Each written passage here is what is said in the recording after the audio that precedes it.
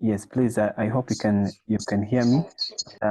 I'd like to request you that you mute your microphone. Make sure that your microphone is mute, and also your camera is not on. Yes, because some cameras I can see some cameras are on, and some sounds I can hear some sounds. So kindly try to mute, so that you will be able to unmute wherever it is necessary. So, but meanwhile, we are going to give ourselves 2 minutes in order to wait for other members of this webinar. This webinar is a historical webinar. And we hope that we are going to gain experience, knowledge about what is going on regarding our medical lab profession, because we are medical lab professionals from our countries, from our home countries, but we also need to explore what is outside, what is beyond our bench, our routine bench, and how can we benefit from international opportunities around. How can we be internationally recognized? So all those items is what we are going to discuss this evening. And I welcome you guys from different countries. I've seen people from East African countries, from Rwanda, Uganda, Kenya, Tanzania, South Sudan, Ethiopia. Also seen from people from Southern African countries. I recognize you guys from Zambia, from South Africa, from Malawi, from Zimbabwe, and also others from Middle East, from Saudi Arabia, from Qatar, and also from the United States, Canada, and UK. So we have all those professionals from different countries, and we hope that we share experience, and so that we can improve. We can also know what is beyond our routine laboratory bench work. Okay, so I'd also like to recognize our speakers of today. We have 4 speakers, including 5 speakers, including myself. We have Richard from United States. We have Peterson from the United States. Yes, yeah. Oh, I don't know if I forgot the Ghana. Did I forget Ghana? I think I did. I can't forget. I can't forget Ghana because Ghana is a home of many of my students. I recognize you guys from Ghana, Liberia as well. Yeah, I remember that Nigeria. Oh, it's like I forgot to recognize you guys from Western countries. Nigeria, yes, Nigeria. I have my people from Nigeria. I have people from Cameroon. I have people from Liberia. Yes, so we are together. So you can see now that all my people from the other sides of Africa are there.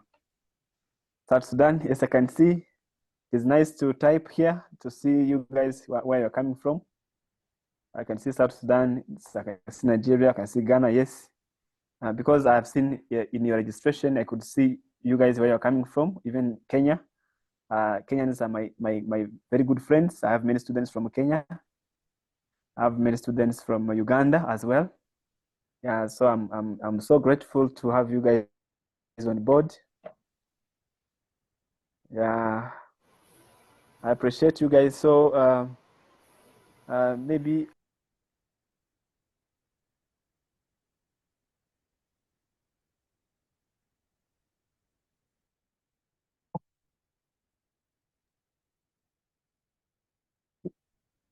okay. So before we start, I would like to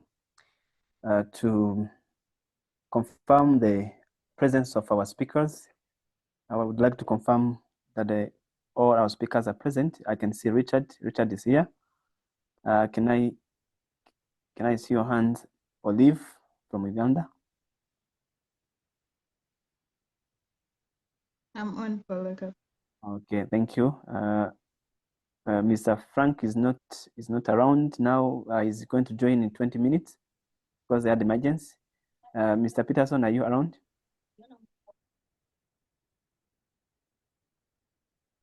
Peterson? Peterson from the US, from the United States.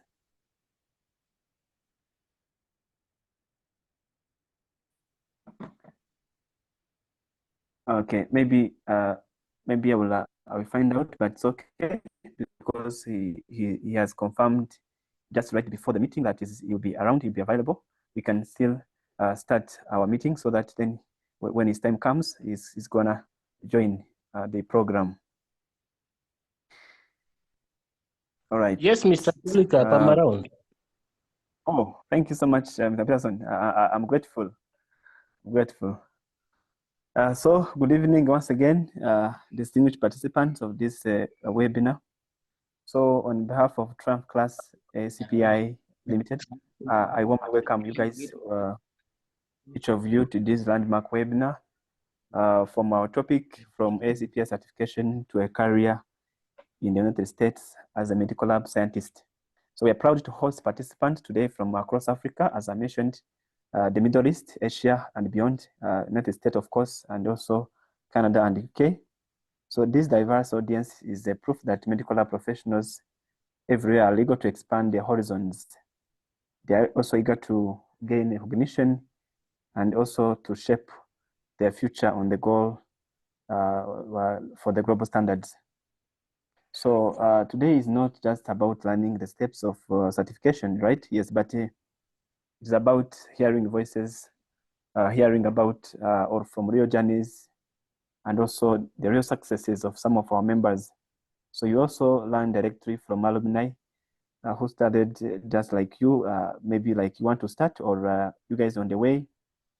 And of course, today they are thriving. They are in their home countries, where those who are beyond or outside Africa in the pursuing the international opportunities.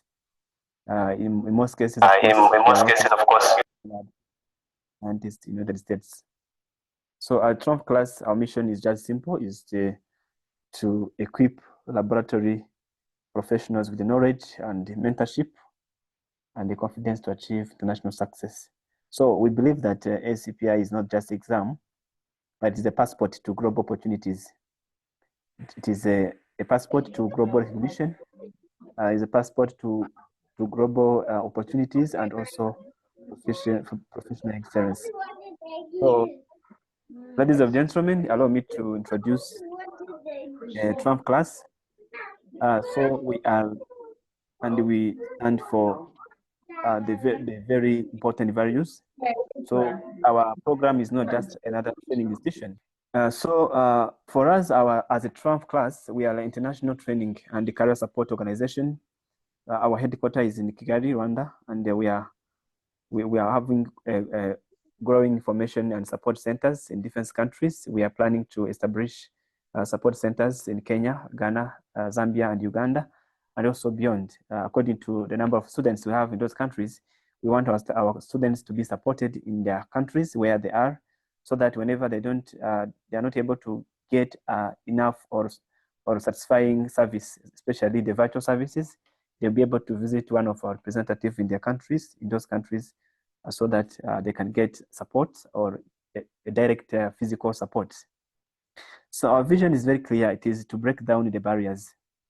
Those barriers usually limit talented laboratory professionals from accessing international certification, from accessing international recognition and opportunities.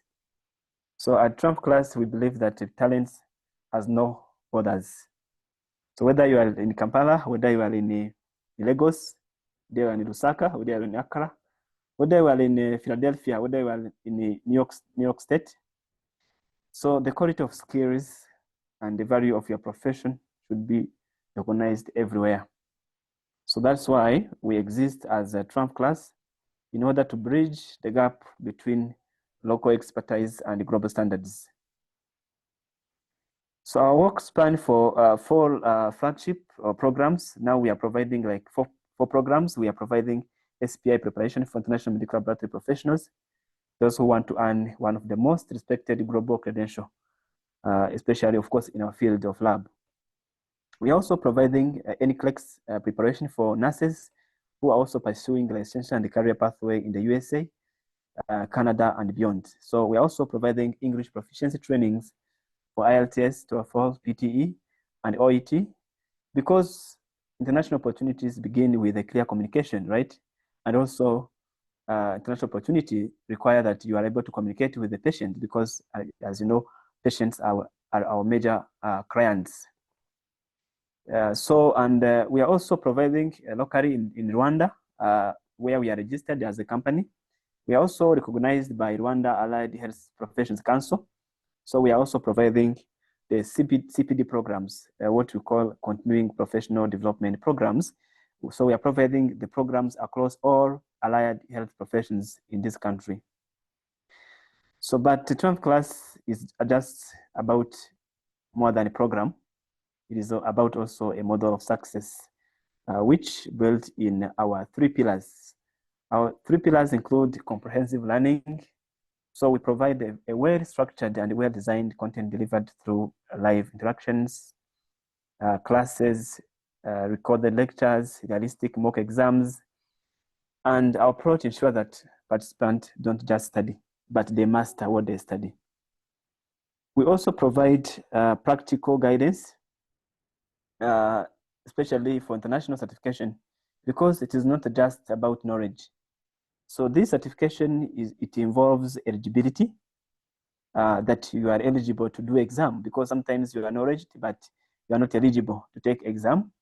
It also involves applications where you have to go through in order to achieve eligibility. It also involves documentation. It involves deadlines. So we provide guidance to participants step by step, making sure that the process is going to be smooth for them and the process is going to be stress-free. So the third pillar of ours is mentorship and alumni support. We do our best to connect learners with those who have walked the journey before them, and also our alumni across Africa and our alumni in the US, Canada, and the Middle East. They are living proof that this path is possible.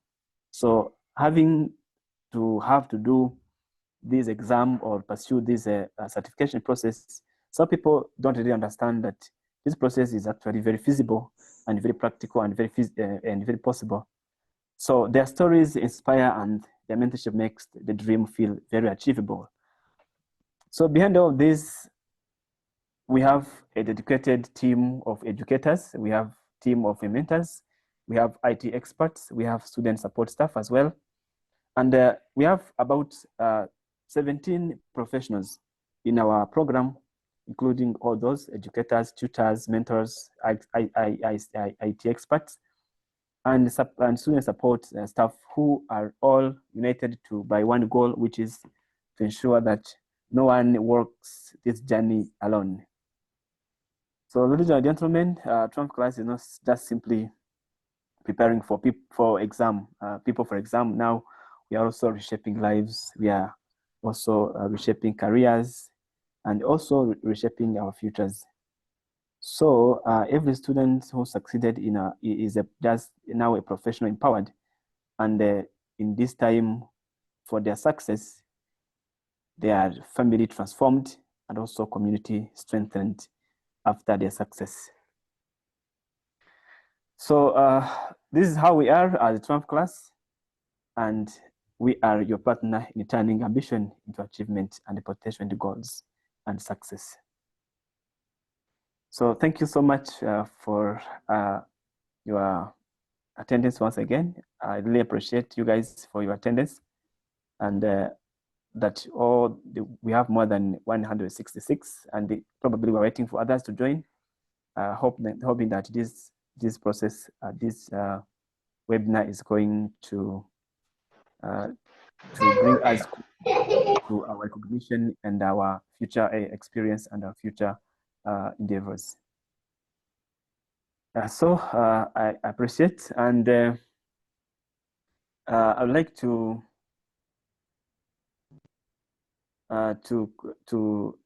call upon Mr. Frank. I don't know if Mr. Frank is already here. Yeah, but if not yet, then I would like him to talk about what we provide and how does it actually satisfy your requirements for exam. Yeah, but before that, if Frank is not yet here, allow me to continue with the certification journey. I'd like to explain to you what do you need to succeed. I mean, to get certified, like what process, how do you start from scratch? Not from scratch because you already have a degree, but from the beginning point up to your certification day or exam success day. So that's what I'd like to take you through in around 10 minutes. I also take you through the exam application process that will also involve presentation. I've prepared for you a presentation, a short presentation showing you how you apply for the exam in the website, because you apply through ASCP website, American Society for Clinical Pathology website. First of all, I would like to explain because before I present, because my presentation will be about examination application process, but I would like now to explain to you in details what you require as a medical professional in order to start the process, or in order to ensure that you are eligible for exam, for a certain category of exam.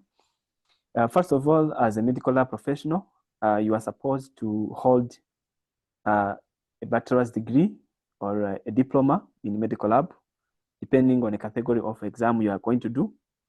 When you are interested in an international medical lab scientist, and I would like to also to explain why do we call it international medical lab scientist exam. It is known as international medical lab scientist exam because it is an exam that is given to medical lab professionals who are educated outside the United States, because the American Society for Clinical Pathology, it is a certifying and licensing agent, I mean a licensing body in the US. So that's why if you were educated outside the United States, you are supposed to do, or you're supposed to take the international certification. Because when you are also applying, I will show you how you apply from, what I mean where you apply from. So you will see that how you apply, it first of all reflects that you are international applicants, and that's what should come in your records. So all of us, of course, the certification we have, or yes, like me, my certifications and also my colleagues, they are all international certifications, because all of us were not educated in the United States. So the first thing, of course, as I've said, as I've mentioned, you should hold a bachelor's degree in medical lab science or medical technology, or any other name, or biomedical science. Sometimes they call it medical science. It doesn't matter how they call it in your country, because you have to get your documents verified by certified verifying agents. So I would like to show you which ones that we use as a credential as the credentialing agencies, those ones that are recognized by the American Society for Clinical Pathology, because you should also know which one should I approach and which one is the best for me to choose in order to verify my credentials, and which one is approved by the American Society for Clinical Pathology. So once you hold your bachelor degree or your diploma, or even if you hold your master's, it depends on which exam category you want to apply for. We have what we call medical lab technology, or medical lab technician, and also medical lab scientist. So medical lab technician, it is for those people who are eligible are those ones with the diploma in a medical lab science. They have to do medical lab technician. It is called international medical lab technician, with the following examination structure that I'm going to share with you. And also for those one who are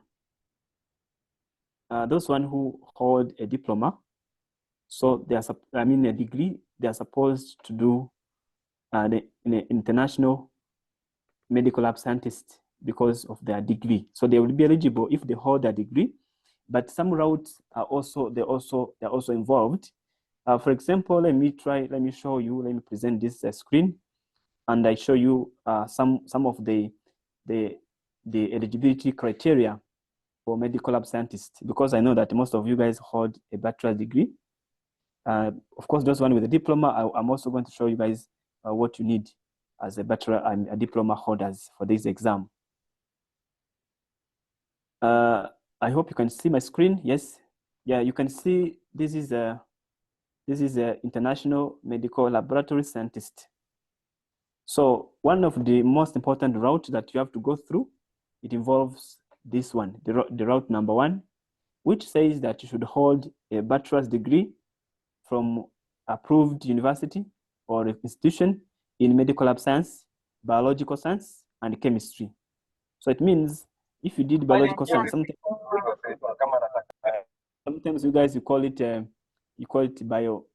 biomedical science. I think in Zambia, that's how they call it, or South Africa, sometimes they call it biomedical science. But as a matter of fact, I'd like to inform you that we have alumni from those countries. We have alumni from South Africa. We have alumni from Zambia. Those who we trained and they managed to pass the exam. So they were all eligible for the exam. So don't just worry about how now am I going to be eligible for this exam, because we try our best to be authentic, and also to provide you with information, or to feed you with information that is going to be helpful to you, not just to promise you that things are just possible, but on the way you are stuck somewhere. If you are not eligible, I will tell you when you try to start the process. Then you can change your mind, or you can do something otherwise. So as you can see now, this is route number 1. So there's nothing else that is required. You should have a bachelor's degree in medical lab science, biological science. Of course, it also involves medical lab technology and so on. And also, the second document you should hold is what you call training program certificate, or training program confirmation document. Training program is nothing else, but training program is you did your academic clinical attachment, or your academic clinical rotations during your studies. Most universities offer 6 months, and 6 months is the minimum.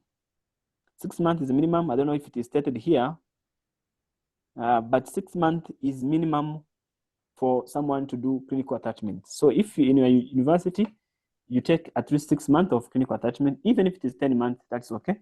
6 months is minimum. Then you submit 2 documents, and you'll be that will make you eligible for the exam. So that is just briefly for medical lab scientists who hold bachelor's degree. And also, I would like also to bring this route where you require experience. For example,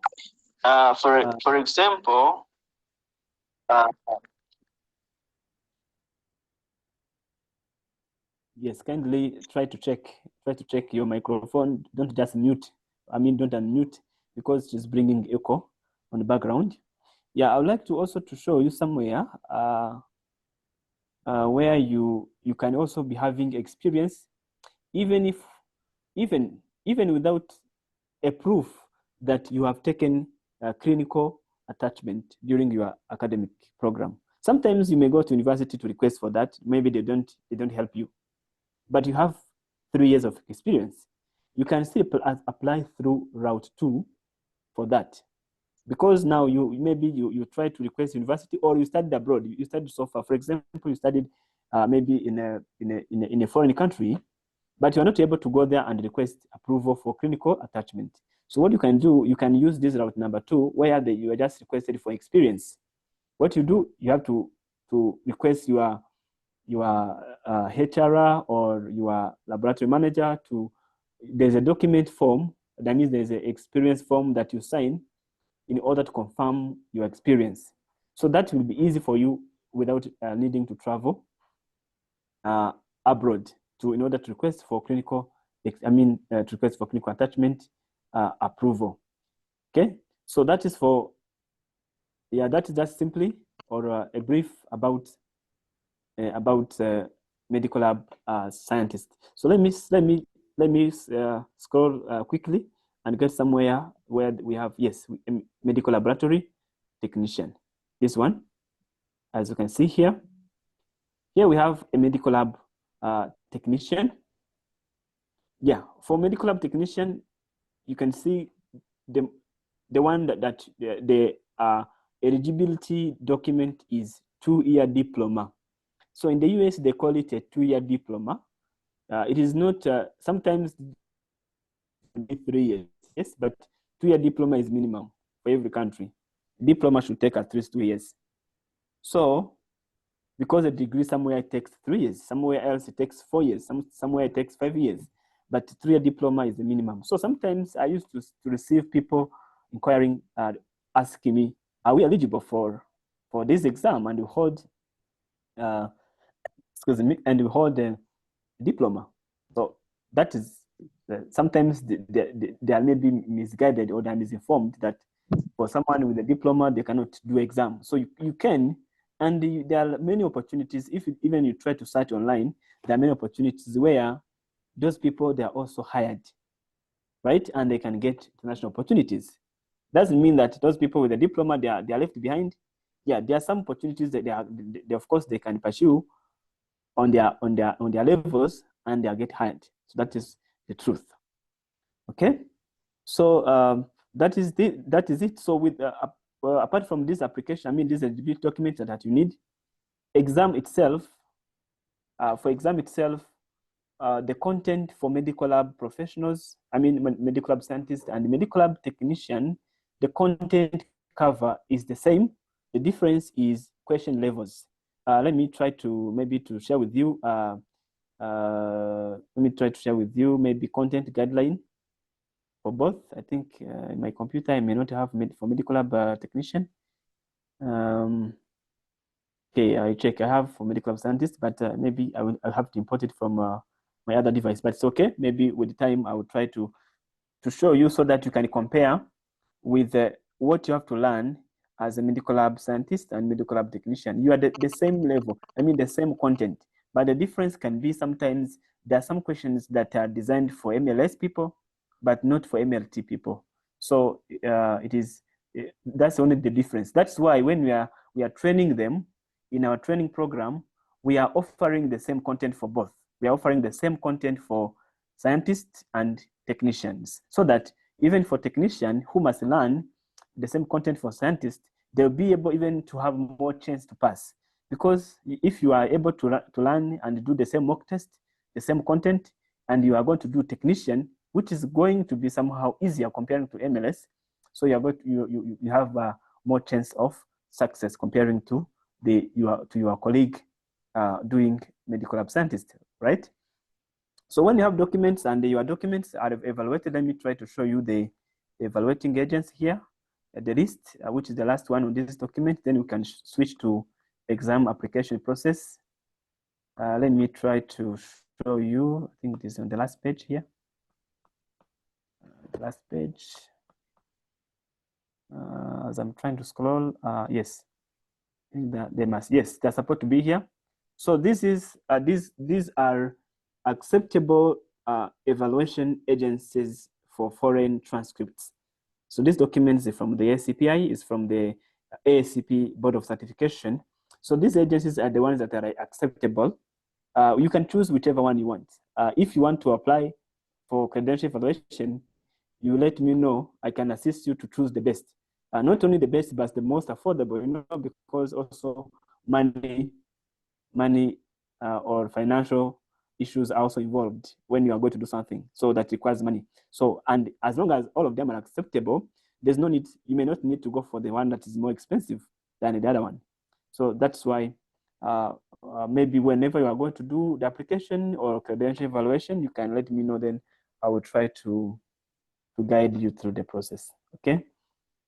So now let me try to bring the process. Of course, after you have obtained your certification, I mean your credential evaluation report, you have got your training program, I mean clinical training form filled and stamped. Now the next step is to apply for exam.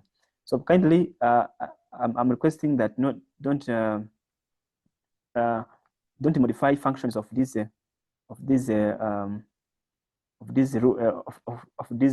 screen or this Zoom platform, because it's disturbing me to keep cleaning what you are writing there, and I don't want to close. I don't want to shut down the your access to the features here.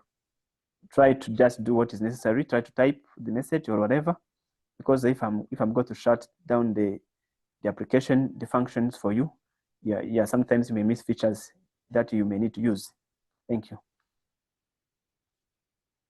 Okay, so let me try to show you the exam now. What do you need? How do you go through examination process? All right, so the American Society for Clinical Pathology International examination application. So the first thing that you need to do is to enter the website in your browser. The website American Society for Clinical Pathology is www.ascp.org, and then join. So you're supposed to click to type your this website in your browser, and you will see the American Society for Clinical Pathology. Then you will open it, and then you go here to join. Okay.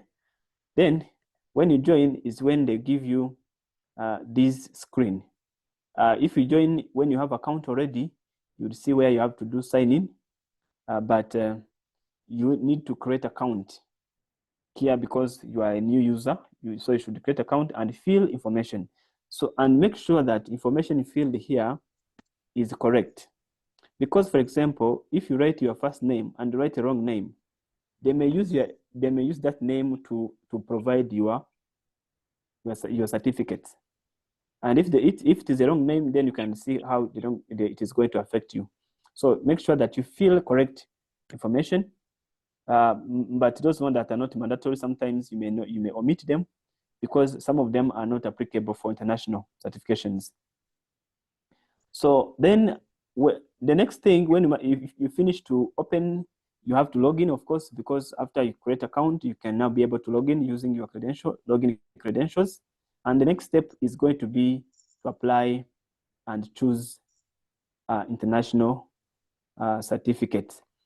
Like when you open, you go where you see what you call VOC products and services, and you click here. You see where my cursor is. You click here, apply for certification, licensure, or qualification. That is exactly when you open. After you finish to open your account, you can be able to see this when you log in. You will see the dashboard to show you this. Then when you click here, apply for certification, licensure, or qualification, it will open another window where you find types or categories of examination. So you can see US certification. Some people do choose US certification, which is not correct, which is wrong. You have to choose you have to choose international certification because you're not going to do US certification. So the international certification is the second one here.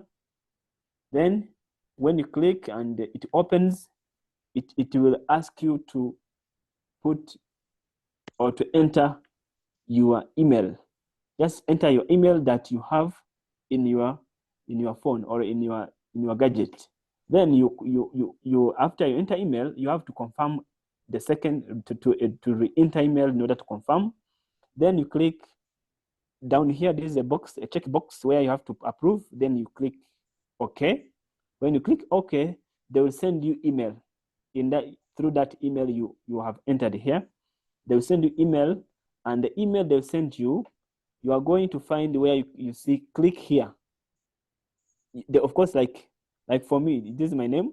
I was doing it on my name in order to screenshot and show you. So you will see where they ask you click here and click here this is where you are going to proceed. The click here, when after I finish to click, it is going to open you another window where they ask you to start application. Okay, to start application, and they also show you the details or your details that you have already filled during account creation. So the next step will be to choose examination category. You can see they just show you,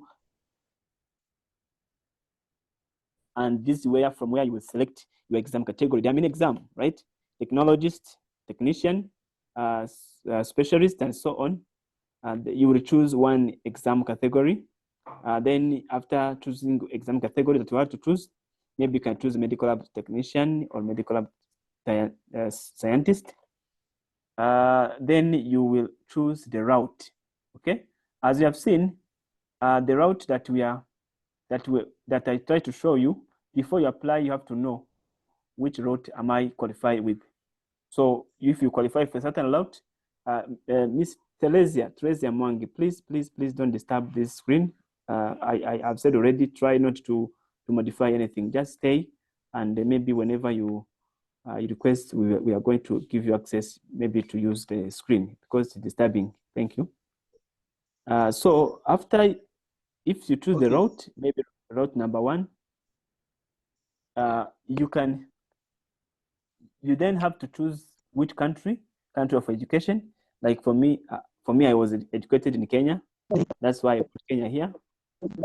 Then after that, you are going to add your institution, university where you graduated from. Okay, university where you graduated from. Like me, I graduated from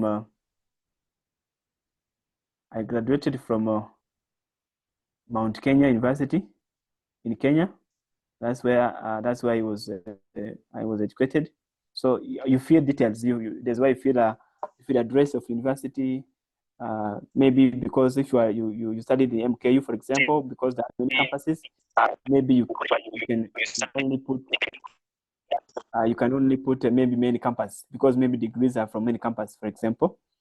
Then you save it, and then it will be here. It will be saved here.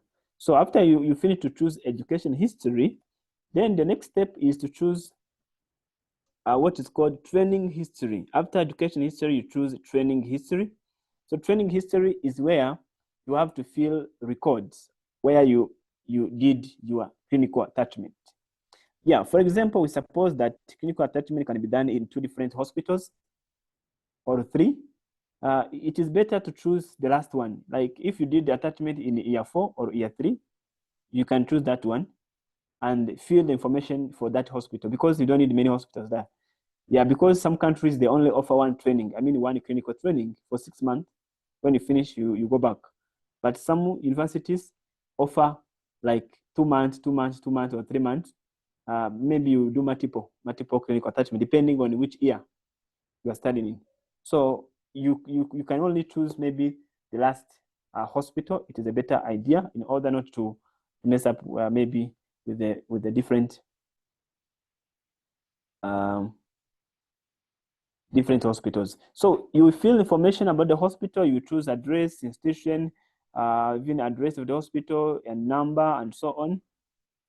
So, and then after you finish, you save information. You save the hospital.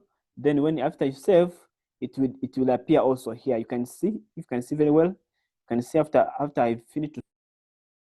So just one moment. I want to bring back what I was presenting, which seems not to be here. But let me try to bring back so that we can continue. So because I was about to finish. The last thing you do is to do a survey. After I finish to do a survey, then you pay. So the payment is made through the website using your smart card. It can be maybe your credit card, or it can be your debit card. That's what you use in payment. So yes, my slide has returned back. Okay. Yes. So this is the last. I mean, it was almost the last page where I was explaining what we do after application, then you do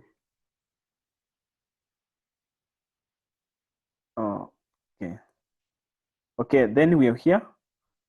After confirmation, after review and confirmation, you do the survey. After doing survey, it is then survey, they will just ask you why do you want to do this exam. Maybe, for example, I just put personal fulfillment. You can choose whichever one you want. Maybe you can just put personal fulfillment, it is okay.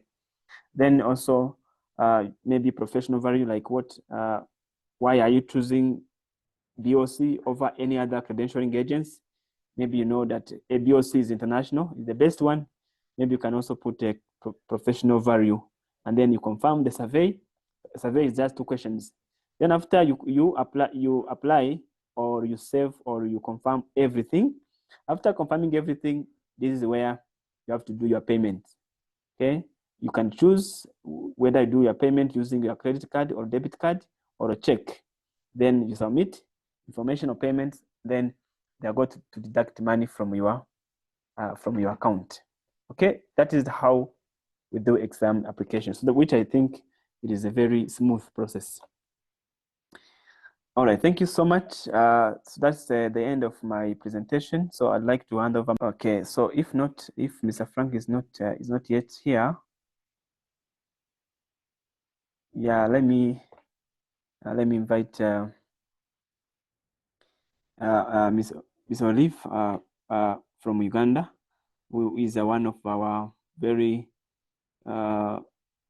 perfect alumni in the program, to talk about to give us just a short testimonial, our success story, how he came to know this program, and how what was the process and what were the challenges that she faced during the preparation and even during her exam, and what helped her in her success in the journey, because sometimes it looks a bit difficult, but of course many of us managed to pass and succeeded. Yes, Miss Olive, are you around? I am. Thank you so much. The floor is yours. Thank you, Polycarpe. Good morning, good evening, good afternoon to everyone. Well, my name is Olive Nakamanya, like you have mentioned. I am an alumnus of the TriumphClass, and I did my exam last month. And I guess that was the reason I was asked to be here today to speak to you guys. So my assignment is very short today. I'm going to share about my personal journey before I got to know about the TriumphClass, and then the period I was with the TriumphClass, and then about the exam. Excuse me, and maybe a few tips of what helped me to really get through this. So I knew about this exam, the ASCPi, I think in 2022 from a colleague who's already practicing in the US. And when he told me about it, I was pretty interested. So I decided to educate myself about the exam, in addition to the information he had given me. So I watched a lot of YouTube videos from people who had done the exam. And the reason for this was to find out how long it can take one to prepare for it and see maybe which tricks people used. And most people would say it took them 9 months or 10 months. Some said 6 months. And of course, when I had the 6 months, I was given the courage to be able to take on the journey. But of course, they mentioned how intensive it was to read for it, which is not something one would be excited about, especially when you're an adult with a lot going on. So I gathered information like reference textbooks I had heard about, and I just kept them on my laptop. And then later that year, I stumbled on a link on one of the ASCPi groups, I think the Ugandan chapter, that had a link to a webinar like this one that we are attending today. And Polycarpe happened to be in attendance, and Martin, I've forgotten his other name, is based in the US, and they told us more about this exam and the opportunities. And I geared up again, like ready to take it on. But then, unfortunately, at the time, I had started doing my master's, and I wasn't really able to handle the master's, the night shifts, and then the classes. Again, I gave it a pause, but then I gave myself a memorandum of we are doing this in 2024. So in 2024, I graduated from my master's. And when I knew that I was cleared now, I was cleared with one thing of my schedule, I came back to Polycarpe because I had left the contacts behind.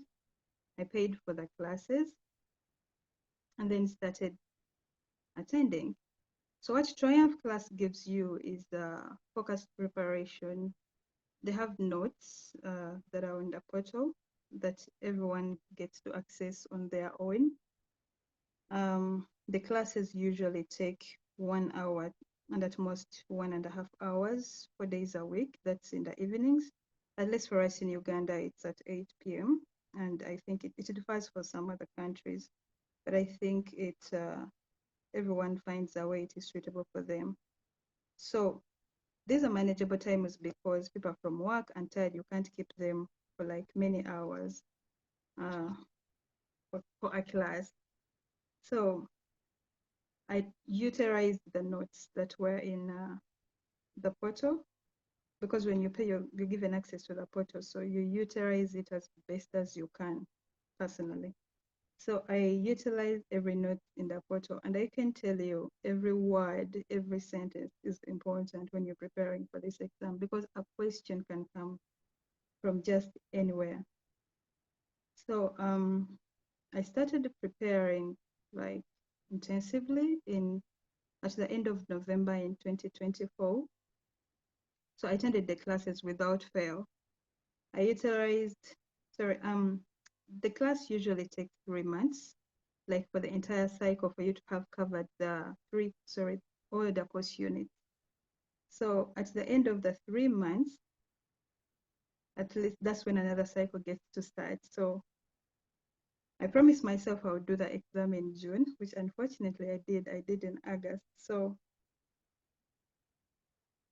on the 1st of June, I opened this portal that they've showed you, and I set a date for my exam. And I gave it 2 more months because I wasn't sure I was ready.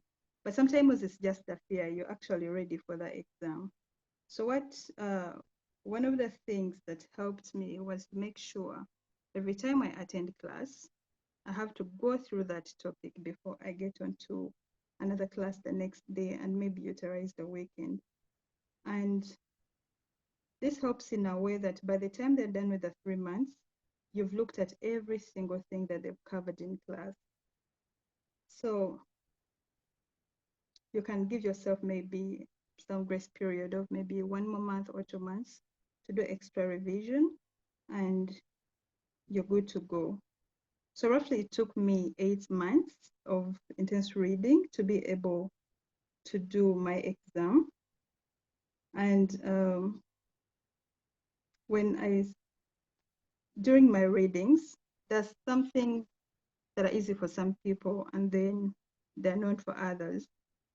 So I also reached out to people from the class group, and I got people to discuss with, because some people can go long hours reading by themselves, but some of us cannot, and I am one of them. But when we are discussing, I can actually go a whole day when we are doing this. So I got a few people I would read with. One of them has also finished his exam.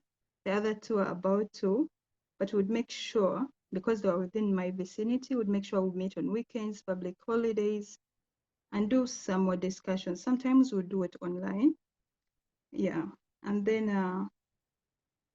the other thing that helped me was every time we are done with a topic, we'd make sure we cover the questions in the BOC that are related to that topic, because that helps you to kind of understand the matter differently. Because when you just read it plainly, you don't get it. But when you look at how they are examined, you are able to you are able to interpret the information in a much more different way and understand it better. So about the exam, when I set the date and I was really now sure that I'm going to do the exam, because they give you a chance to change and reset the exam in the period of 3 months. But then I had promised myself we are doing this. So Polycarpe is usually available when you need him to maybe consult more on different things outside class time, which is really like a very good thing when you have something challenging on the side and might not be challenging for everyone. So I would send him questions and it would help me out. The other thing the TriumphClass does for you is to give you mock examination, which are a real stimulation, like the actual exam that happens. So, and they're as well timed. They usually advise to do them maybe a month to assess your readiness and advise you about it if you need to improve in a certain area. Well, I did mine a week too, because not that I was that confident, but I had just failed to get the time before. So the exam is adaptive, and the more you pass, the harder the questions become. And that can go on for like more 5 minutes, and then they go on to something easy, and then the cycle repeats itself. And the questions do come randomly from every course unit, so you have to be like ready for anything. They can give you body fluid, then they bring in clinical chemistry, then they go back to blood banking, something like that. Like they don't give you one course unit at a time. They just keep randomly bringing in questions. So the exam is 100 questions, and it is for 2.5 hours, which is 150 minutes. If you distribute that time, you get at least 1.5 minutes per question. So when you are there, you try to dedicate more time to questions that are maybe more difficult and need a lot of thinking. But, and some questions, yes, the exam is multiple choice questions, yeah. But during my reading, I would stimulate myself as well, apart from the mocks. Like I would time myself, give myself questions, do them in a certain hour, in a certain time, and then be sure like to finish in time. So for all the simulations I did, I would finish in below 2 hours. And even on my final exam, I did the exam in 2 hours. I finished with 30 minutes left, and I had more time for review and whatnot. Usually when you're reading the notes, you have to make sure you're understanding them from the point of applicability and a principle. Like don't just read to cram them, because they do not bring you a direct question. They're going to be testing how you use this knowledge when you are the person in the lab. Yeah.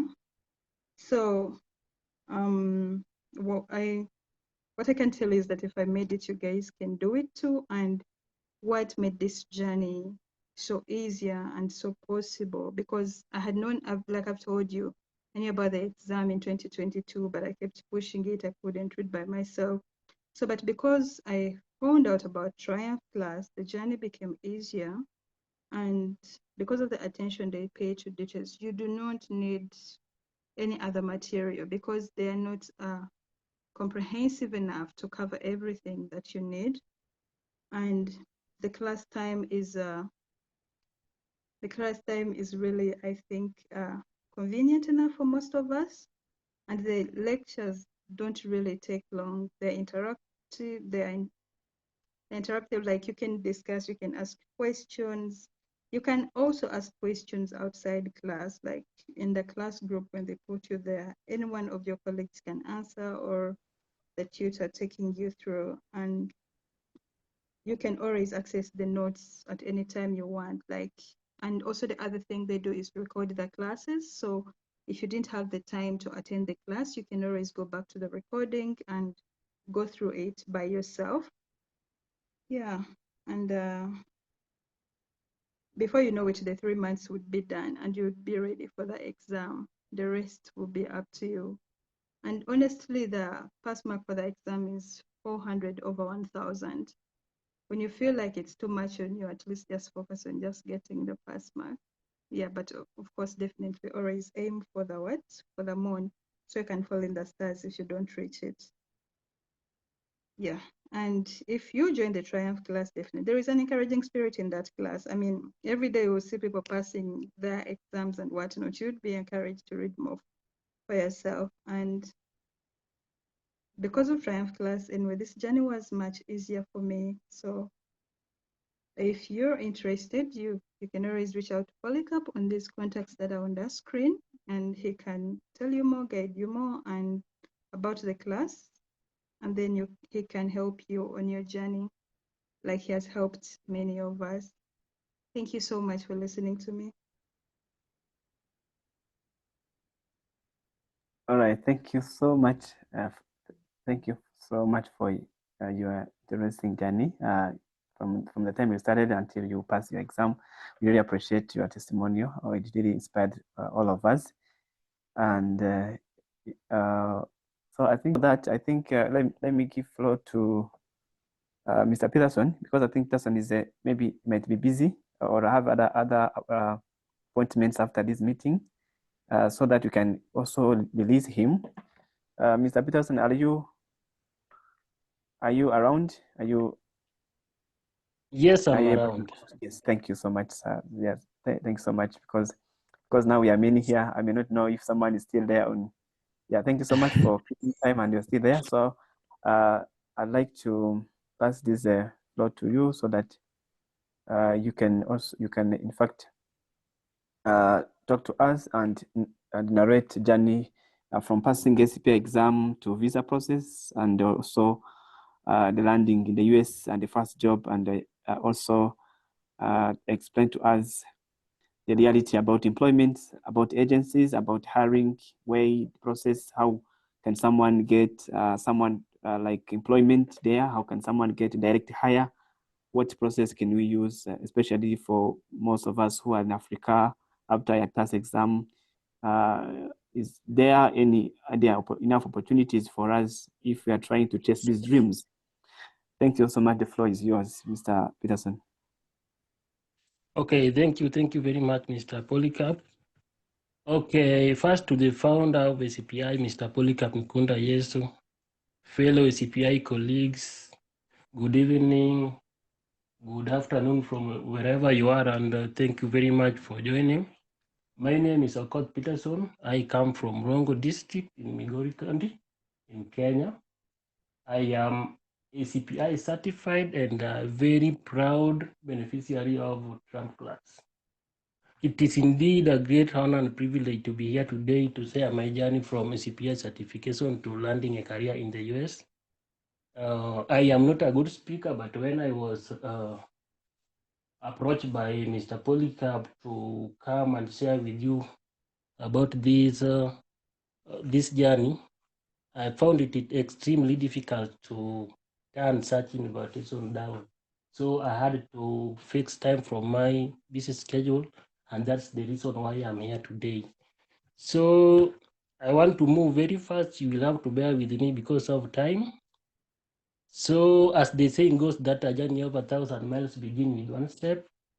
For those who have joined this forum but have not yet started the CPI journey, I encourage you to take that step now. This is the time, and the time waits for no man. TriumphClass boasts an impressive track record of achievement with pass rate of 99%, and Mr. Polycarpe, as I have known him, is a highly qualified tutor who deeply understands the ASCPi contents. He simplified his notes, making it easy to fathom, and in addition to that, is using the current books as is recommended by the ASCPi Board of Certification. I can personally attest to the effectiveness of TriumphClass because I was a candidate here and I made it, and therefore I recommend to you TriumphClass without any reservation, and I urge anyone who has not yet enrolled to register so that we can embark on this transformative journey together. So ASCPi journey is challenging, but it is immensely rewarding. Through ASCPi journey and through TriumphClass, I was honored to receive the World Laboratory Superstar Award winner for the year 2024, award that was presented to me by American Society of Clinical Pathologists Board of Certification. This prestigious award made me to be made me to become recognized internationally, and it has opened to me the doors of opportunities that I never imagined. And that's why I'm here today to share with you this journey. So what happens after passing the ASCPi? So the Department of Homeland Security dictates that after passing the ASCPi, you also pass a test of English as foreign language, because the Department of Homeland Security wants that all healthcare workers, nurses, lab techs who are seeking employment in the US must be screened. And the body that is mandated to do that screening is the CGFNS, that is the Commission on Graduates of Foreign Nursing Schools. So after you've passed the CPI, you have to pass test of English as foreign language. You can do TOEFL, you can do IELTS, you can do PTE, you can choose, the list is long. So you can choose the one that is a bit easy for you to do. Then after passing the test of English as foreign language, now you start for the process of visa screen or CGFNS certification. So what are the requirements for CGFNS certification, and what is the process? So the requirement for CGFNS are English proficiency, ASCPi certification, degree certificates, and board license from your country. So after passing test of English as foreign language, after passing the ASCPi, now you will have to go to the CGFNS Connect portal. You have to register, you fill the application, and you upload the required documents. Then after that, you submit the fee, which is 740 USD. And remember that it is the institution that is sending your documents, not you sending the document. For that matter, you will have to go to your college or university to send copies of your degree certificates to the CGFNS. You will have to go to the board to send copies of your license to the CGFNS, and same to ASCPi and test of English as a foreign language. This process usually takes 6 to 8 weeks depending on the workload, and it costs 740 USD, as I had said earlier. So now, assuming that now after 6 weeks, now you have the visa screen or the CGFNS certification, and you've also passed the test of English, you have the ASCPi certification. Now you have got all the documents that is required to work in the United States of America. Now, from there, now you start serious job hunt. Now, what are some of the job search strategies that you can use to finally get a job in the US? So first, you can use popular online job boards such as LinkedIn, Indeed, Glassdoor, Monster, ZipRecruiter, to look for potential job openings or potential employers. Then you can also set up job alerts to receive notification about the job openings.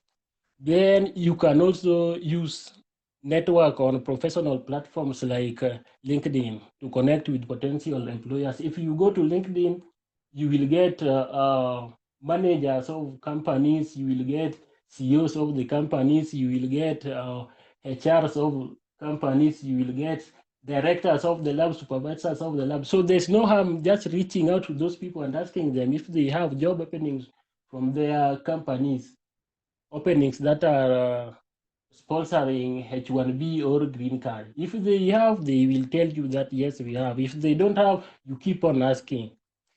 And you can also seek referrals from friends, colleagues, and families. So after that, now you will have to come up with a resume and cover letter. And there's something I want to talk about: resume or resume and cover letter. There's one thing that's very unique that I realized when I was in the US. You realize that when you are in Africa, they will ask you that why should we hire you? when they ask you that question, they expect you to talk about your qualifications, track record of achievement, experience, things like that. But when you are in the US, they will ask you that why did you apply for this job? So when they ask you that question, they expect you, because there are several hospitals.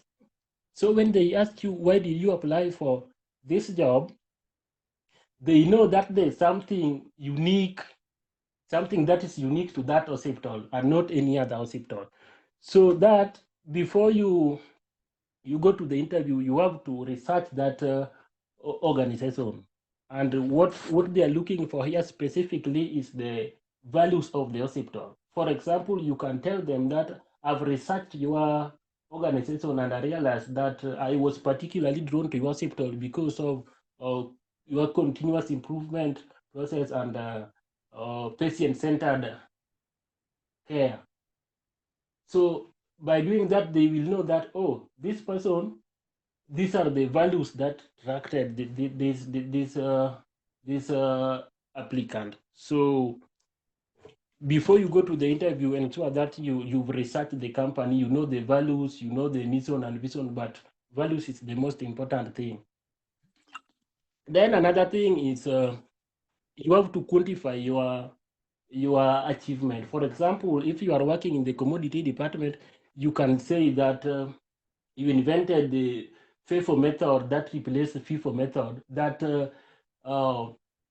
reduced wastage of the commodities and expiry of the reagents by 30%, therefore saving the company like $30,000 per year. By doing that, you have quantified your achievement or success. And then another thing also is that people in US, they are using AI to do the shortlisting because there are several applicants the applicants are so many, so they are using the AI to do the shortlisting.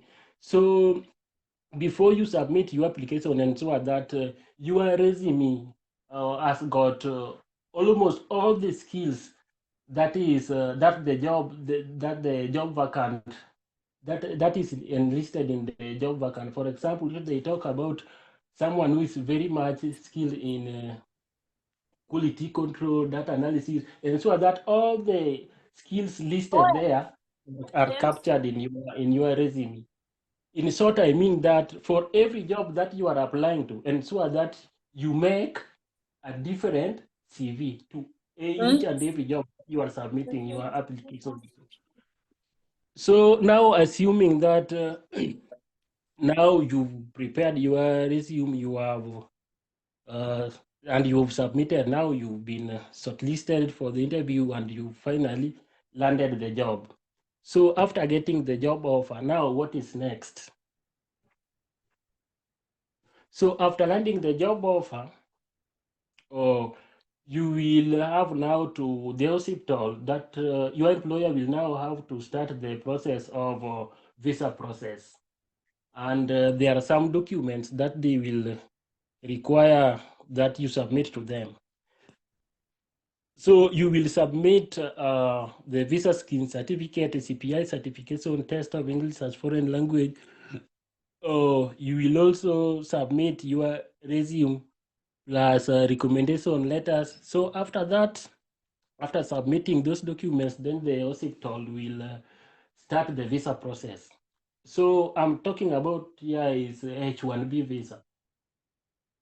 So after that, they will start, the first step is labor condition application. Labor condition application is where they will file LCA or Labor Condition Act with the Department of Labor. Why is this one important? This one is important because labor condition application ensure that the employers don't exploit the workers. For example, they will ensure that there is a fair wage. There's certain payment that the Labor Department of Labor ensure that all the workers are not paid less than that. It is called prevailing wage. I think now it is 30 USD per hour. So Department of Labor will ensure that you are not paid less than 30 USD per hour. And then the Department of Labor will also ensure that you are entitled to good working condition. You are entitled to benefits, same as someone working in the US. So after the Department of Labor has approved the Labor Condition Act, which usually takes 5 business days, then now your employer will file for H-1B visa. H-1B visa under premium services, it takes 10 to 15 business days under premium services. But under normal procedures, it will take 3 to 6 months. So once the USCIS has approved your H-1B visa or H-1B visa or your case has been approved, then now you will start the process of visa application. Then the visa appointment now will depend with your country. Like in Kenya now, the visa appointment now takes 2 months. So this is the challenge that we people in Africa get, because once if you get a company that is willing to employ you, it means that they have a gap and they want to fill that gap. They have a vacant and they want to fill that vacant very fast. So if you are in Africa, it means that the earliest time you can go report to work is after 3 months or 4 months. Because if they file for premium services, it will take 15 business days. Then the visa appointment will take 2 months. So it means the earliest time you can report to work is after 3 months. Unlike someone who is in the US, because if you are in the US and they are filing for your H-1B visa, once the Labor Condition Act has been approved, which it takes 5 days, you will report to work. After 1 week, you will report to work. Unlike when you are in Africa, where you have to go and attend the visa interview, of which the visa appointment alone takes 2 months.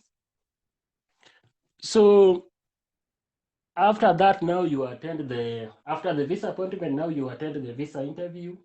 When your visa is approved, then now you organize your travel to the US.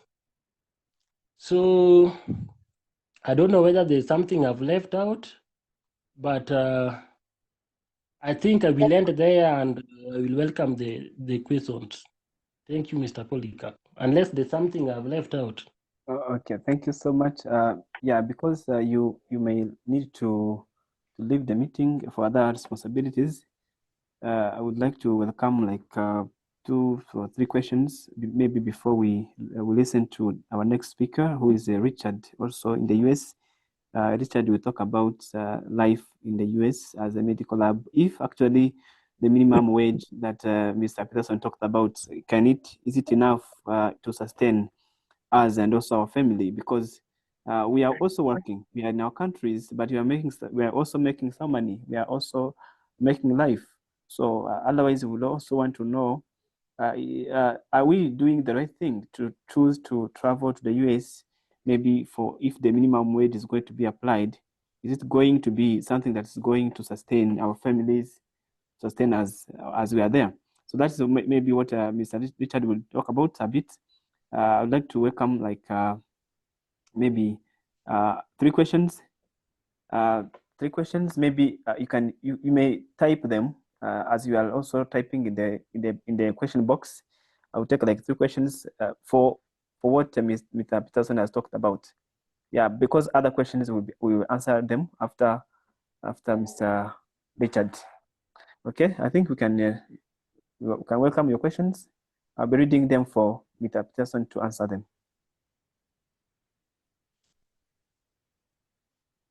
So the rest of exams, I think I will answer them. Someone who is asking if you have exam center in Kenya. Yes, we have 2 exam centers in Kenya.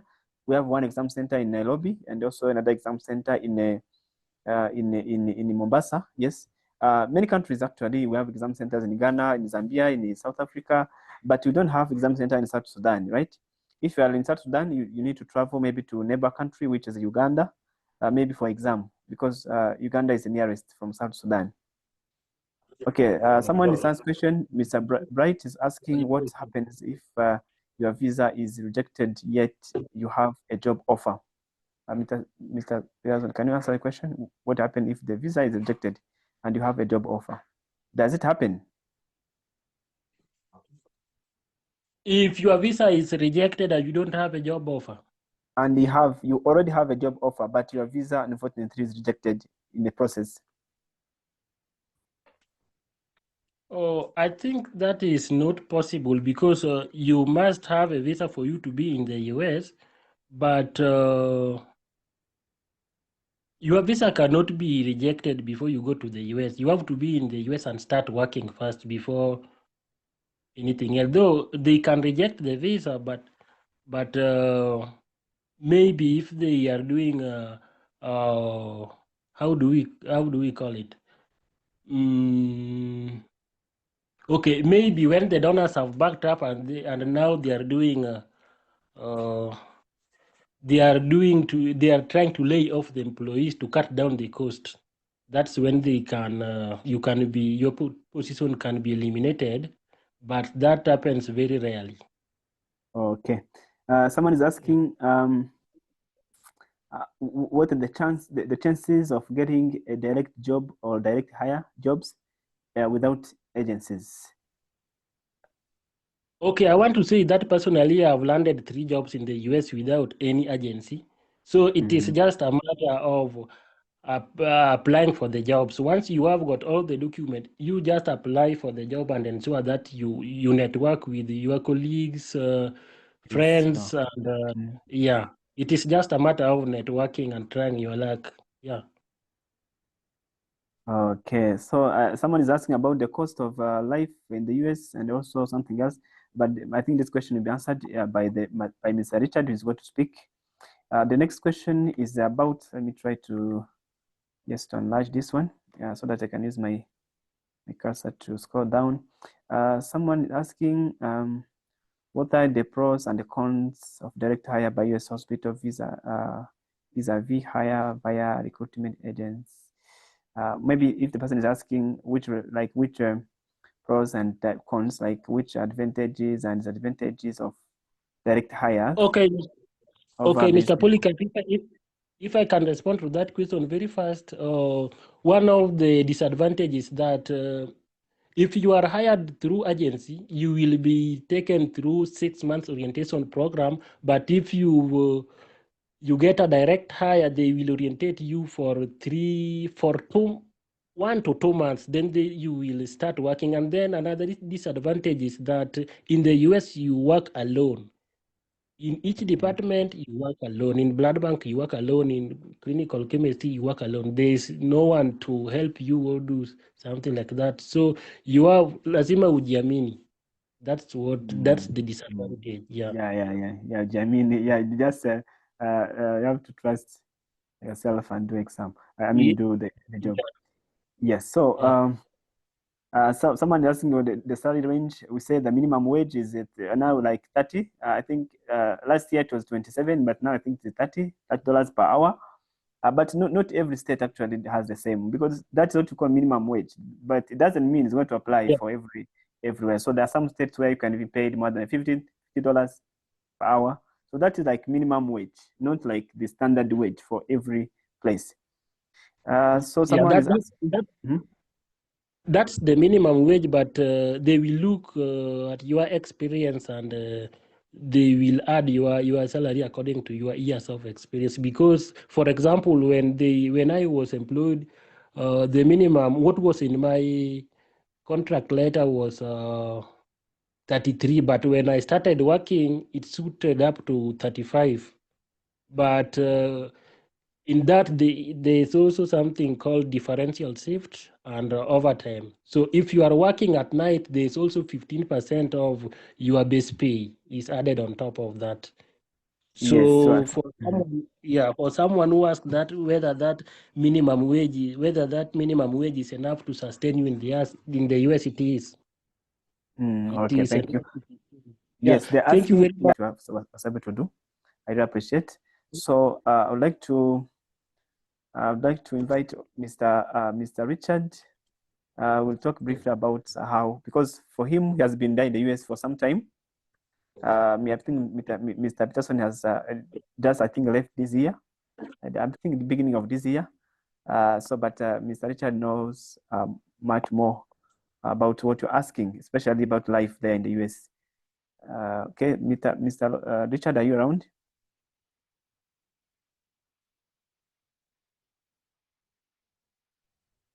Yes, can you hear me? Yes, please. Yes, please go on. Okay. Is it okay if I leave my camera off, or anybody want to see how I look? It's fine. Okay. Yeah. Actually, that's what we're about to do, all of us. Even me, I want to do it. Sorry, I didn't do it. Okay. Yeah. Okay, so I think, let me see. Okay. I don't know, I'm lost. Can you see me? Yeah, you are there. We can see you. Okay. Mm. Is it possible to take off the screen for 1 minute? Your screen?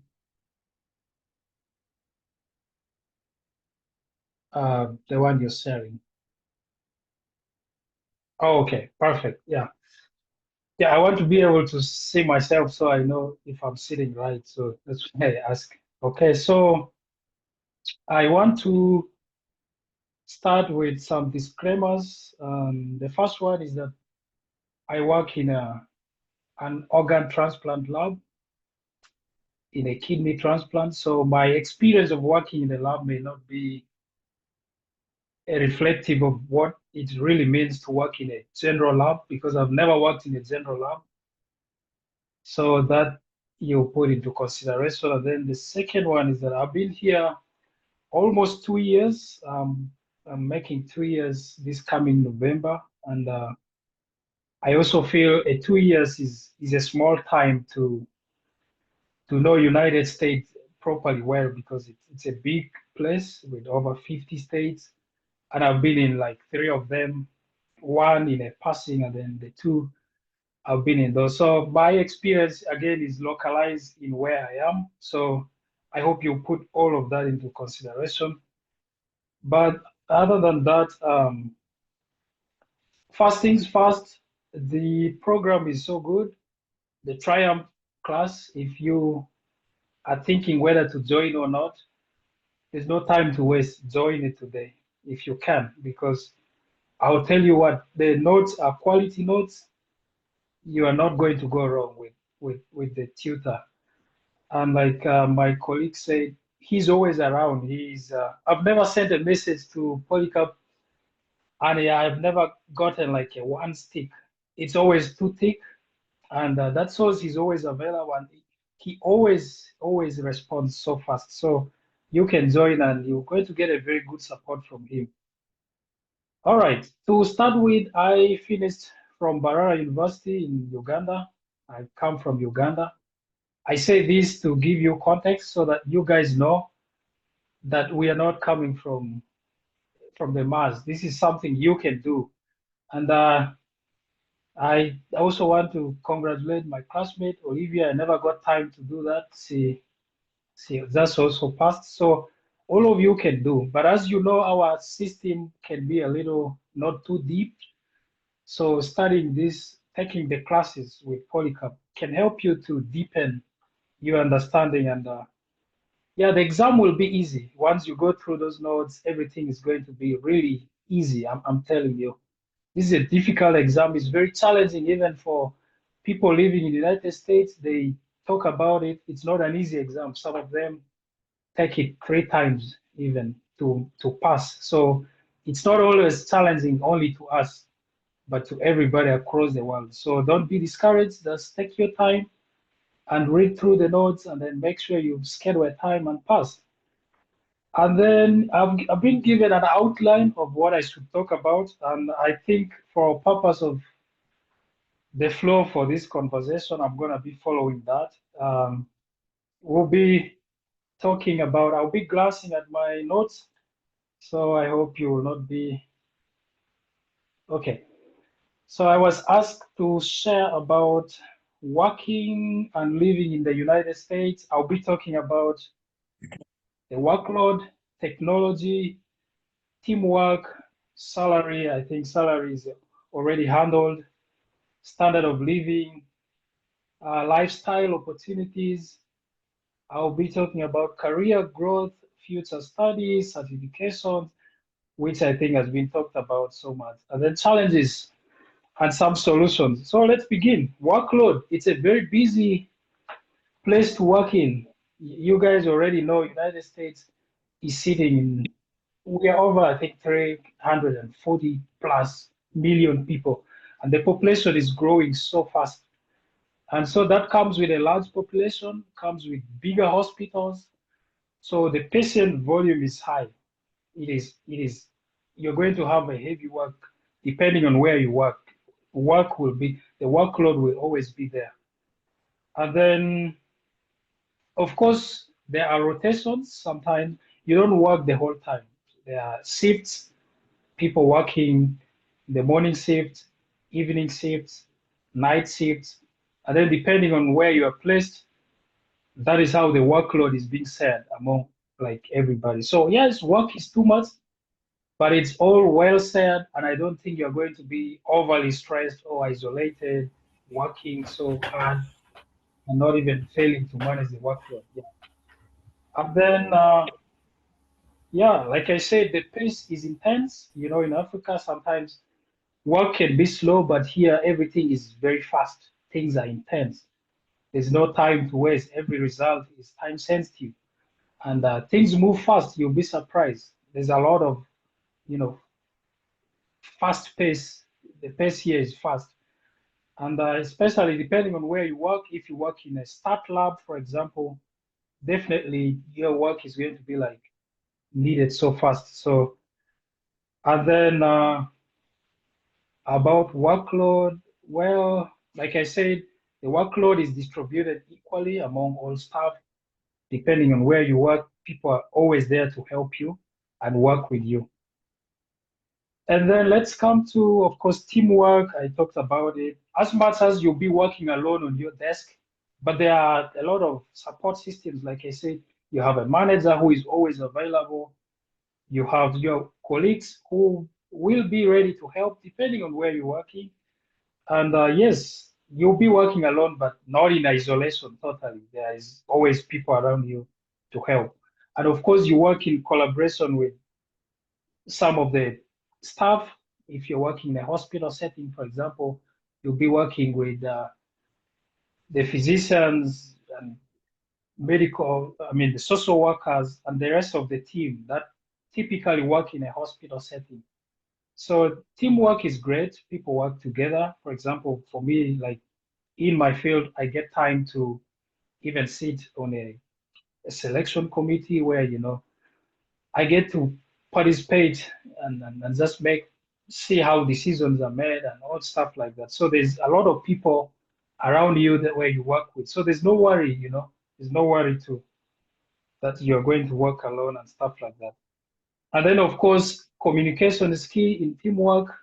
If you can't talk well with your colleagues, you're going to find it hard to work here because everything you do has to be documented, has to be communicated. If you're working on a shift, you have to have a very good communication. If you can't, yeah, you're going to find it hard. So that's basically what it is. And then let's talk about the technology. Of course, yeah, the systems here are really advanced, and the scale and the sophistication of the instruments that we use is way striking. It's above like what we are used to doing. Your normal blood analyzers that you're used to may not be the same that you will see here because yeah, there's a lot of advancement, you know. And yeah, so the labs are heavily automated. You're going to find very rare where you do like manual work. Of course, there are still manual work that exists, but a lot of things are like automated. So you need to put that into consideration. And then of course, Software that we use for patient management, patient information management are advanced in many cases, but also so helpful in a way that you have the patient's information in your hand. So as you're doing your testing, and you know that can help you when you're making decisions or when you're analyzing your lab results. In most cases, back in Africa, we sometimes the doctors don't put us those notes, but you know this is a system where you're going to have those patient information at your disposal. So it makes your work very easy and very simple. So yeah, that's what I need to highlight. And then let me see if I have anything. Yeah, of course, AI is now cropping up, robotics in some research institutions. Machines are constantly being advanced. But of course, with AI, you guys know, they still need us to interpret and to analyze, to process and do stuff like that. So yeah, more automation, more advancement, more technology, but we are still needed because we have the brain that can analyze, that can process all this work. And then maybe I need to throw a few light on the salary that you guys already talked about. And something very important for us to know is in United States, people are paid bi-weekly, not bi-weekly. Those are two different, I don't know, okay, twice in a month. So you are paid every after 2 weeks. And then the standard full-time worker is supposed to finish at least 80 hours per 2 weeks. So in a week, you are required to finish like 40 hours of work. So then in 2 weeks, you have 80 hours. And then after 2 weeks, you get paid. And then people have been asking about standards of living and if the money is enough for you to survive, for you to, live. Yeah. The fact that you get paid twice and then you pay your bills every month, a lot of bills that I know at least, helps because if you get your first pay in a month, for example, you can use that to clear up some of the bills. Depending on how much your bill is, it may be enough, it may not be enough. But in most cases, if you're not very extravagant, coming from a humble background like some of us, you always want to live, what you can afford. So yeah, so the bills, first pay, you can use it to clear your bills, and then the second pay, well, use it to live, chill. You can use it to, save, you can do stuff with it. So yeah, the standard of living depends on the state you are living in. For example, if you're living in a highly big cities like um, New York, for example, of course, the standard of living may not be the same when you are living, for example, in the northern part of the United States. So yeah, so it depends where you're living. The standard of living may be high, it may be low, but still the pay is enough for you to survive, for you to just stay alive, and be able to invest home too. And yes, my colleague talked about a minimum wage of 30 per hour.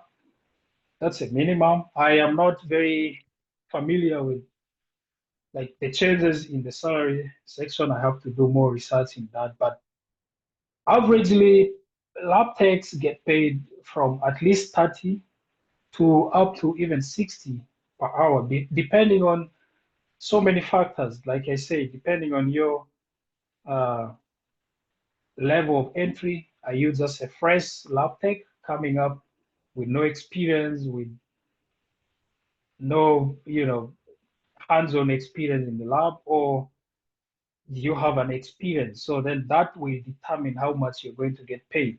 And also depend on the state. Some states pay extremely high because the standards of living is high. I don't expect the people in New York, for example, to get paid 30 per hour because the standard of living in New York is not comparable to other states. So yeah, those ones may get somehow a higher pay. And then depends also on area of specialty. People, I've always interacted with people, and a lot of people say those who work in blood bank sometimes get paid more And those who work in specialist labs, for example, in molecular diagnostics, they get paid more. I don't know, but I hope it's true. And then depending on the shifts, if you work night shift, there are special differentials, there are bonuses that you get. Your pay may not be the same as somebody working like a regular shift. And then also depending on if you have worked an overtime, for example, I told you you're supposed to work 80 hours per 2 weeks. And then if you work extra hours, you get paid, of course, more for those extra hours. And then what else do I have here? Depends if you are also taking calls, because as lab techs, you all know we take calls sometimes. If you're on call, you get paid for those hours that you're taking calls. And it depends on your company or your hospital, they may put different rates. Yeah, so those are some of the things that are basically surrounding salary and some things. And also take note, if you're applying for hire, or if you're applying direct hire to the hospitals or to the companies, these are some things you need to be careful about. You need to don't be excited about the salary. Don't be like, oh, I'm going to be given 29 per hour, 30 per hour, this per hour. Always consider some factors. For example, tax. In the United States, not paying tax is actually a crime. You cannot avoid paying tax. And if a company is found paying workers and evading tax and not allowing them pay tax, they also stand at a risk, because tax is compulsory. So if you're going to a state, for example, if you are being hired to go to like Texas, you have to consider, what is the tax rate in Texas? How much does the state of Texas, what is the percentage? What percentage do they tax from employees? So instead of, just jumping into and saying, oh, well, I'm just going there, they're giving me 30 per hour. You go there, you find the tax is high, you find the standard of living is high, and you find rent and all bills, things are high. So then you just end up like accepting an offer without prior like doing research and stuff like that. My advice would be, if you get an offer, if you have an interview date, take time to consult. You reach out to some people that get some connection, reach out, and then inquire about, the standard of living, how much is rent, how much is, things like food, something like that. So that by the time you come for the interview, and then they ask you maybe about your salary expectation, well, you can have a say. But in most cases, even if they don't ask, you can at least you can have a say. You can be able to give a reasonable rate. And then, yes, tax, standard of living, bills I talked about. Of course, the bills, depending on where you live, rent can be from $500 per month, paying a house, place to stay. I don't mean a house, but a place to stay, from 500 to 2,000 to even more, depending on where you live and what you have set for you as a standard of living, or where you want to live. Yep, and I think that is it for as far as salaries are concerned. So don't be excited about this much per hour, then you start making calculation, converting money back to your local currency, and you'll be like, oh, I'm getting millions per hour. But consider those factors, because you can get paid a lot, but it will all go into bills and paying stuff. So and then quickly, let me run to standard of living again. I thought we talked about this. Well, I can throw some lights. There's a strong healthcare access. Every employee is supposed to pay for health insurance. So your health is taken care of, especially, lab techs, MLS, we have very good coverage. So that is some things we don't have, in some other countries, because in some other countries, then if you fall sick, you need to pull cash from your pocket to be able to meet your health needs. But here you'll be paying towards insurance, and then if you're sick, the insurance covers it. So those are some of the benefits. And then, of course, infrastructure is very reliable. There's stable electricity. I've seen already people complaining in the comments that, the power is off, there's no electricity. You're not going to hear that here because, the electricity is good. And then internet is fairly stable, not fairly, actually very good, depending on where you live and your plans. The internet is fast. And of course, as you know, we are not buried in the lab all the time. Some of us like to go do some extra work, So sorry about that. I got a call. I'm sorry. Yeah, so the internet is stable. Like I said, some of you who may be active in the internet space, you're going to find it so good because, back home, sometimes a 2-3 minutes video may take 2 hours to upload, which may not be the case here. So those are some of the opportunities that you can get as far as, standards of living is concerned. And then, of course, as far as standards of living, yeah, you will have an ability to be able to send money home. You can be able to save, you can be able to invest, at least support some family projects. So that is what I can say as far as the standards of living is concerned. And then quickly, lifestyle opportunities.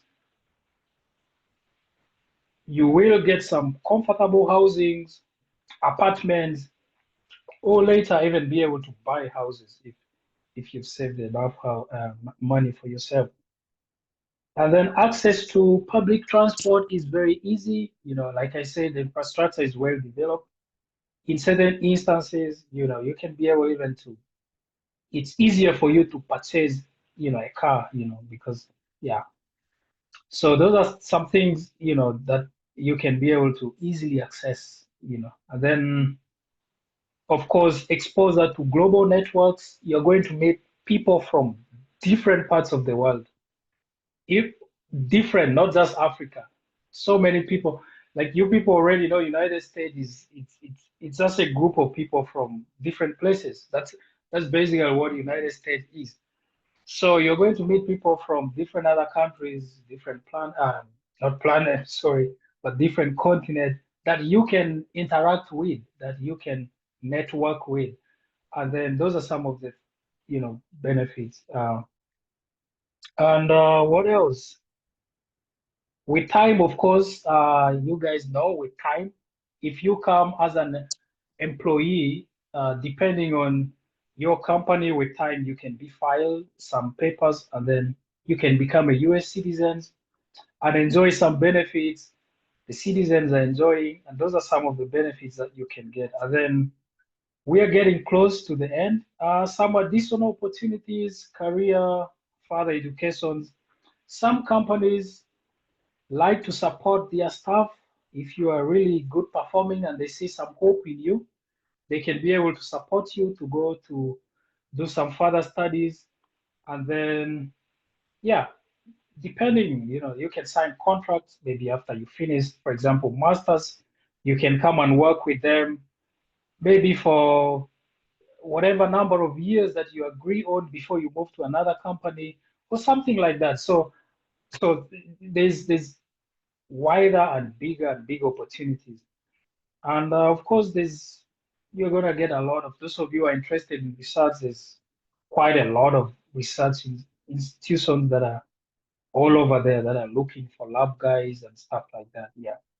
So those are some of the additional opportunities that you can get. Of course, you yourself can, in some cases, even be able to pay for your own studies because, well, the compensation is fairly good. So sometimes, although education in the United States generally is very expensive, but if you are very good at managing your finances, you can be able to pay for your further studies.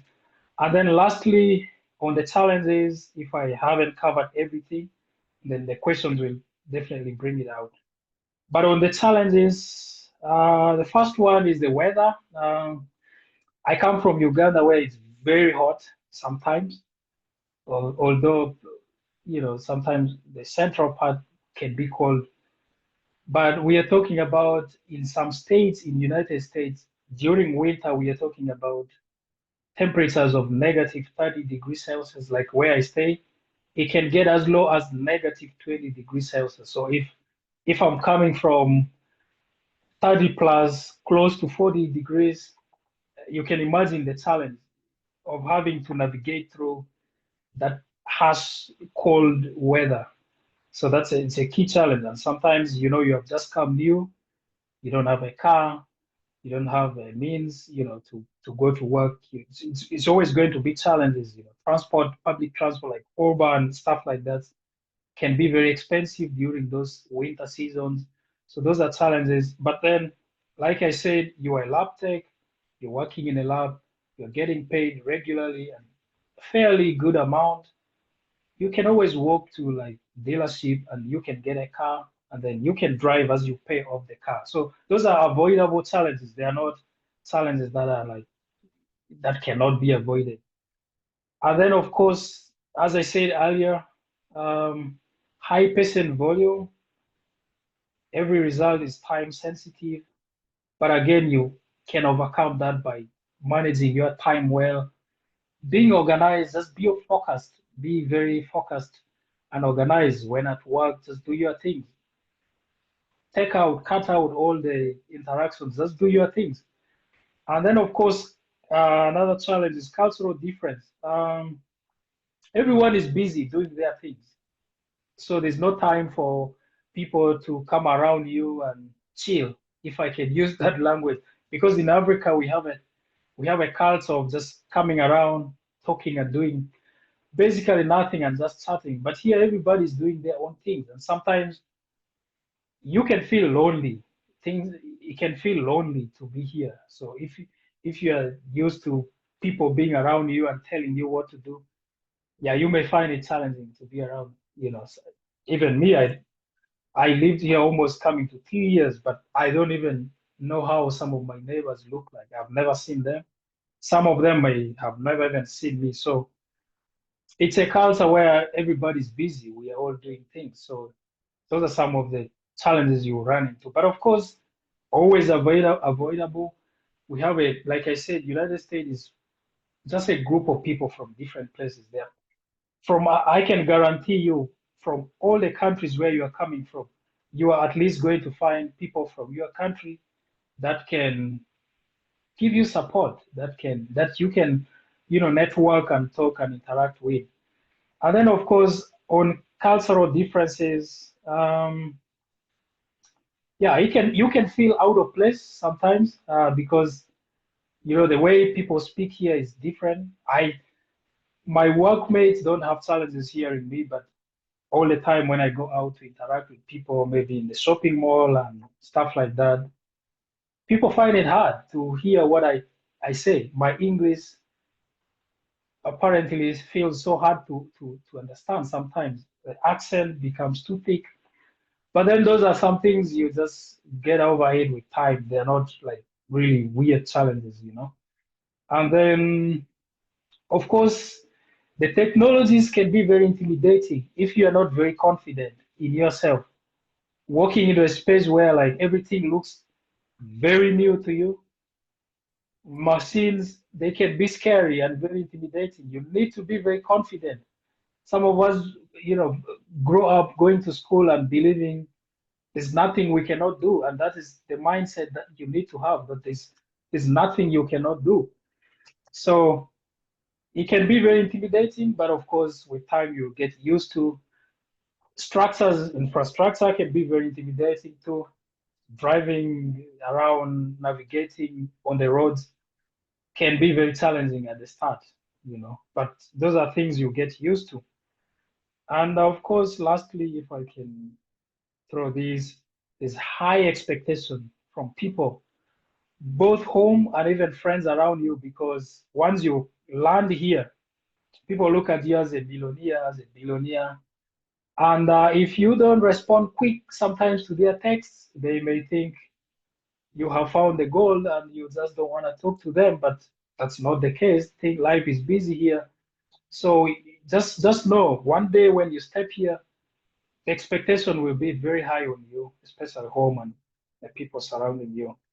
And then lastly, there's no need to worry. When you get employed, you're going to be trained like you have never gone to school. At least from my experience, my company trained me very thoroughly. It took me 1 full year to be fully trained because, like I said, my lab is it's a specialist lab. This may not be the case in a general lab. General lab, maybe 3 months, 6 months, you're done because it's just the same thing. But depending on where you land your job, trainings are intense. And don't get worried. As long as you're hired, nothing should intimidate you because you're going to be given sufficient training. And before they allow you to work on your own, you will have convinced them that you are able to work on your own. So there's no need to worry, like I said. And then if there's anything I forgot to mention, the questions, we'll throw it out and then we'll be able to answer. But I want to encourage you. We are sitting on 122. We were 200. Some people dropped. I took long, I understand. Sorry. But I want to encourage you. If you want to start the journey, don't waste time. Challenges are everywhere. There's going to be no money, no what. But if you start something, money will come, my friends. In Uganda, we say that money is going to come. You'll be shocked if you get hired, and you'll be shocked the amount of people who will be willing to come to help you to actually come here. So if you can try, join the class, learn some things, be on the path. Blessings are going to find you on the way. But if you sit and do nothing, of course, nothing will happen. That's all I have. Sorry I took overly long, and sorry for the incoming call that I received. Thank you so much. Okay, thank you so much. Thank you so much, Mr. Richard, for your very, very informative speech. Explained to us everything. So everything is tackled. Polycarpe, can I just throw something quick? Okay, it's okay. Yeah. So someone kept asking about age limit, if age limit is something that matters. I do not have, I don't know how old the person is, but I don't, if you are close to retirement as a company, I would think you may not be at an advantage to be hired. But if you have a decent experience, I've never heard about age limit being an issue, but the only thing I can say is that maybe if you're close to like retirement or something like that, that's when maybe the companies may not really look at you as someone who is going to have a long impact in their company. And then someone said, is driving added advantage? Well, the driving bit may not influence the decision making of your employers. So as to whether you can drive or not is not a skill set, because whenever you get like sponsored to come here, they don't put that into consideration unless you're applying to jobs that require you to drive around, because there are some lab techs that move around. They are mobile, like they just move from one place to another. But if you are being hired from a different country, they are just hiring you to basically work in one spot. So the driving bit may not be something good, but it will be an advantage for your personal life, because then it will help you to be able to drive and not waste money on transport and Uber and stuff like that. And then maybe somebody say bonuses. Yes, there is a sign-on bonus that some companies give that is different from the bonuses that you get from working maybe extra hours and stuff like that.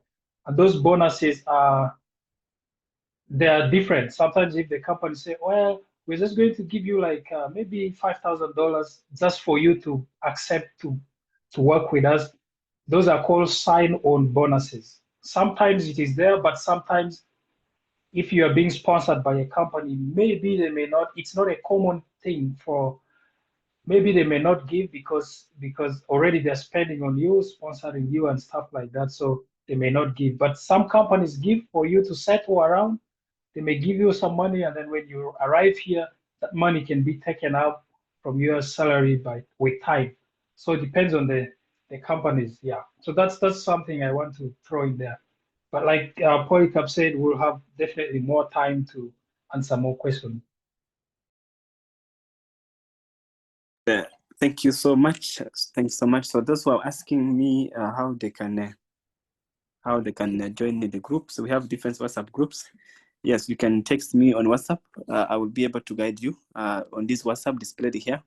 And this, maybe some of you joined late, others left before we close. I think I'm going to edit and process this video. Then we'll be able to we'll upload it on the YouTube channel, which is this one. You go to YouTube and you type this and you make sure that it has this logo.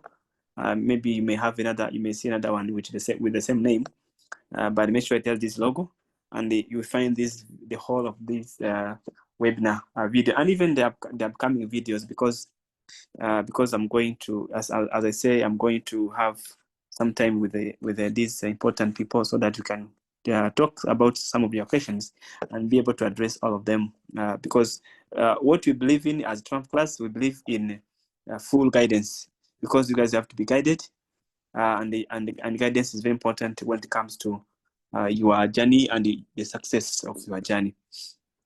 Okay, so I think that's all about it. That's all about it.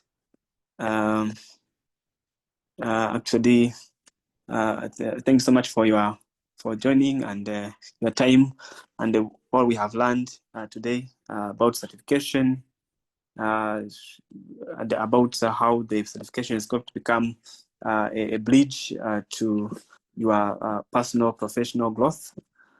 So on behalf of TriumphClass, I extend my gratitude to our distinguished speakers, all of them.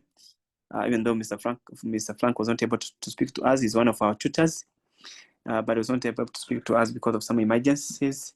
Mr. Olive and Peterson and Mr. Richard for sharing their journeys, insights, and even honest inspirations. So, and to all of you guys, participants, thanks so much for your questions and for your energy and your time. I appreciate you so much, and thank you so much. So we keep in touch, and in case you want to contact me for further information or any other guidance, kindly use the WhatsApp number or email.